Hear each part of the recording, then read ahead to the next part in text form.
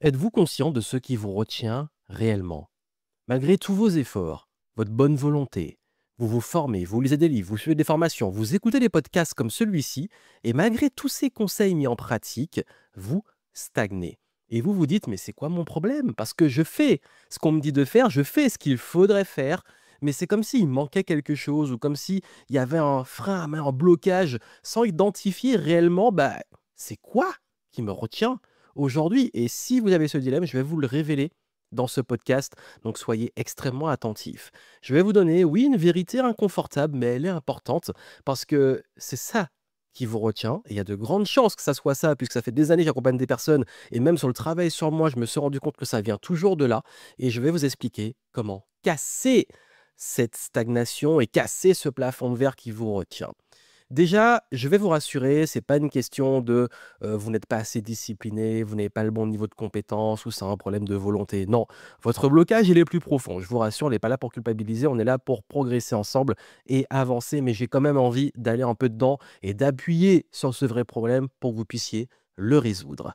Bienvenue ici Joanne Yangting, je suis très heureux de vous retrouver dans cet épisode un peu spécial et comme d'habitude, je vais vraiment aller sur du concret. Ça veut dire que là, j'ai pas envie de tourner autour du pot, j'ai pas envie d'aller dans toutes les directions parce que, c'est vraiment quelque chose que je constate chez beaucoup de personnes qui essaient, mais qui stagnent, qui tournent en rond, que ça soit des multipotentiels qui se lassent sur plein de projets, qui repartent tout le temps de zéro, que ça soit des personnes qui, ont envie de progresser dans l'entrepreneuriat, mais ils n'arrivent pas à percer, des personnes qui, peu importe le domaine, ça tourne en rond. C'est comme une sorte de ils sont coincés dans un cycle, dans un rond-point, ils tournent, ils tournent, ils tournent, ils tournent, mais ils n'arrivent pas à sortir et c'est frustrant parce qu'on s'enlise, on a l'impression on perd en estime de soi, l'ego il prend un coup et on se dit mais c'est quoi mon problème? Et dès qu'on enchaîne, ça soit des thérapies, des coachings et on va chercher des infos, on n'arrive pas à trouver vraiment le truc. Mais vous savez pourquoi?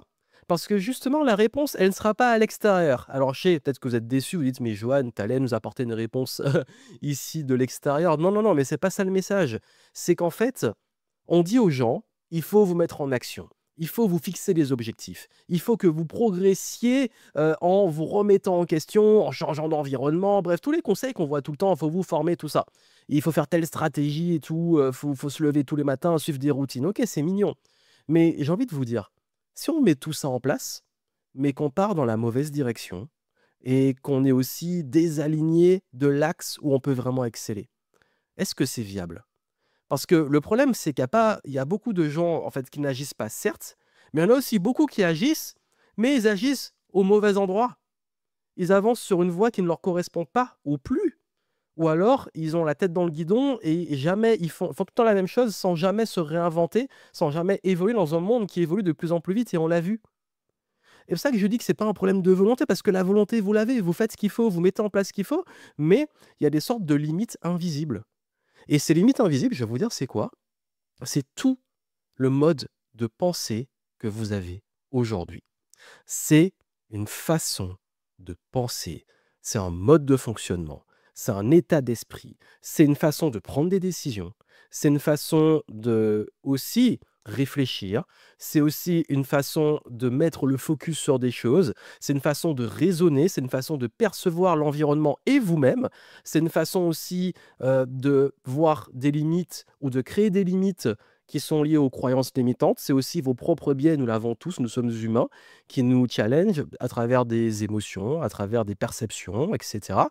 Bref, ce sont des schémas et ces schémas-là, ils ont un impact sur vous et ces schémas-là, ces croyances, ces biais cognitifs, qui sont aussi influencés certes par un environnement, mais ils sont déjà là, c'est comme des sortes de petits virus, c'est comme des programmes que vous avez, mais qui vous font tourner d'une certaine façon et la seule façon de casser un plafond de verre et de changer, c'est de réinventer ces petits programmes et c'est pour ça que quand on me demande: «OK, si je peux partager mon expérience, comment tu fais pour à chaque fois passer un palier?» Alors c'est pas facile, on n'a pas de recul sur soi, mais moi je vais vous dire honnêtement, quand je passe un palier et tout, c'est pas que j'ai mis en place une stratégie, c'est pas que j'ai mis en place une action concrète, c'est pas que j'ai mis en place une routine pendant X temps. Ça oui, ça arrive après, mais c'est surtout venu d'une décision, d'un mode de pensée. Mon business, chaque pas Vraiment, on va dire, chaque pas, chaque étape, chaque, déclic, palier qu'on passe en termes de rentabilité, d'évolution, d'impact, il est lié à une chose, c'est moi qui ai décidé de changer la façon de voir mon business et ça va l'impacter, le modèle économique, parce que justement, je vais penser différemment. Je vais penser moins en peut-être moi ce que je dois faire et plus qui peut m'aider à le faire pour recruter et déléguer. Je vais peut-être moins penser en court terme, il faut assurer des chiffres de ce mois-ci et plus penser en, bah, plutôt que de vouloir juste, être, comme on dit, un courtier de pommes ou, juste, arracher des pommes et les vendre, bah, c'est plus comment je peux planter un pommier. C'est plus comment je peux voir sur du long terme, créer des systèmes. Vous avez vu, c'est un mode de pensée et même avec mes clients quand je travaille avec eux, non seulement oui, ils veulent de ma part des stratégies, tout ça et on le fait, mais je sais que ça va marcher que si leur état d'esprit change. D'ailleurs, je donne un exemple très souvent chez les multipotentiels, le jour où ils comprennent que justement c'est une force et qu'ils peuvent articuler tout ça autour d'une cohérence et d'un fil conducteur et penser en convergence plutôt qu'en divergence, bah là, il y a un mode de pensée qui change.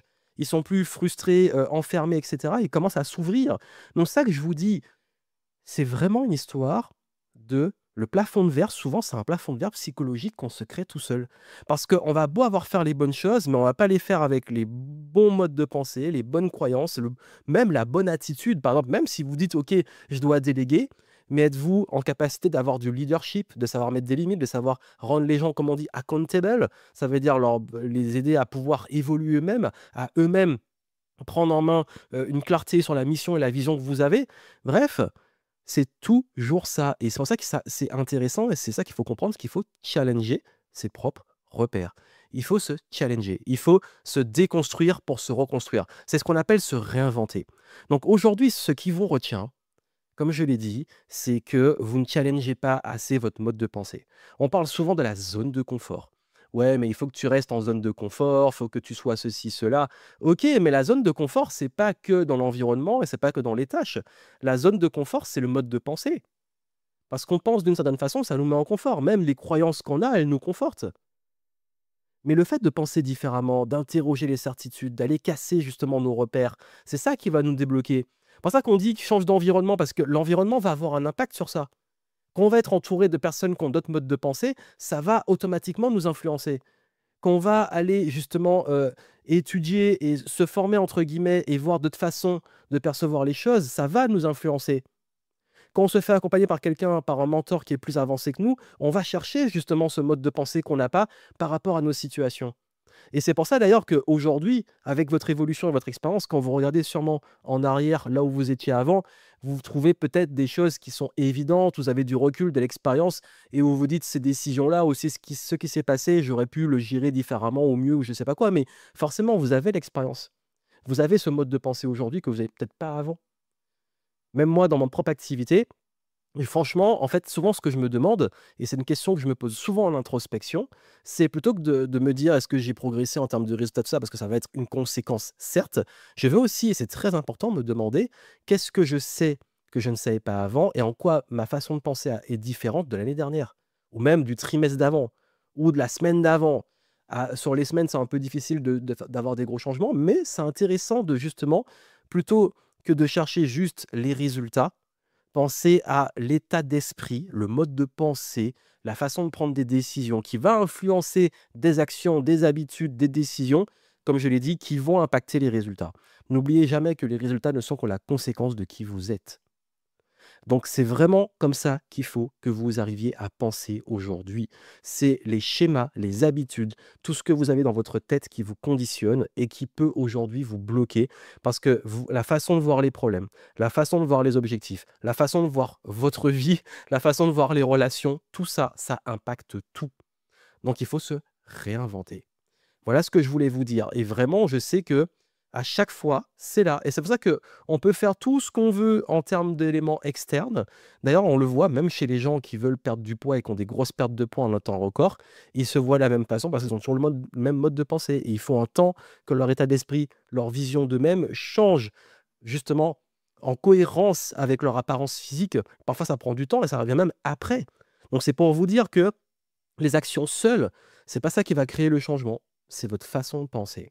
C'est pour ça justement que j'ai créé ma nouvelle méthode d'introspection. D'ailleurs, je vous invite, si vous ne l'avez pas encore, à aller l'apprendre puisque, je l'ai lancée là pour cette fin, justement pour ce démarrage du printemps, donc fin de l'hiver aussi, pour la transition autour de l'équinoxe, pour pouvoir justement vous aider à clarifier ce qui vous bloque et mettre le doigt dessus. Et vous allez voir que là, j'ai parlé des grandes lignes, des modes de pensée, mais là, vous allez vraiment mettre le doigt sur quelle croyance précise, quelle peur précise, quel schéma de pensée. Aussi déconstruire ces schémas limitants et redéfinir vos priorités actualisées pour casser le plafond de verre. Vous allez voir comment prendre des meilleures décisions et vous réaligner sur vous-même. En plus, non seulement c'est ultra efficace maintenant pour retrouver de la clarté et vous réinventer, surtout pour le printemps, mais en plus, là où c'est puissant, c'est que vous allez avoir une boussole interne qui va vous servir pour la suite. Vous allez mieux comprendre comment vous fonctionnez et ça va avoir un gros impact sur la suite de votre vie. C'est un vrai reset dans votre tête. Et ça, comme je l'ai dit, ça ne vous demande pas de faire une révolution de routine de malade. Non, c'est vraiment se poser, identifier concrètement aujourd'hui là où vous en êtes, là où vous allez, pourquoi, comment, qu'est-ce qui peut vous retenir, comment le casser, comment vous réaligner, comment justement passer à un autre niveau. Et j'ai même des exercices qui sont très puissants pour quand on est coincé à travers ses propres biais, son plafond mental et tout, on peut le challenger pour le voir autrement. Vous allez vraiment voir, c'est ultra puissant, je l'utilise beaucoup. Et bien entendu, ça vous aidera justement à ne plus rester dans ce modèle et ne plus rester dans ces limitations aujourd'hui.